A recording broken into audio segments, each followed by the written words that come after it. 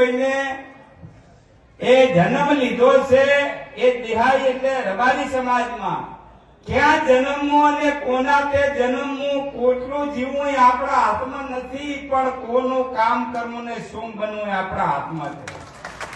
એ વાત એ માવજીભાઈએ સાર્થક કરી છે.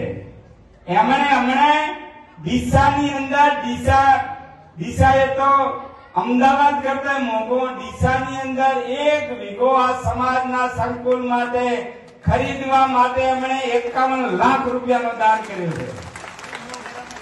અને એમના પોતાના મત વિસ્તારની અંદર કોઠાવાળા જે મોટું સેન્ટર છે ત્યાં કેટલી 3 વીઘા જમીન સમાજને ખરીદીને આજથી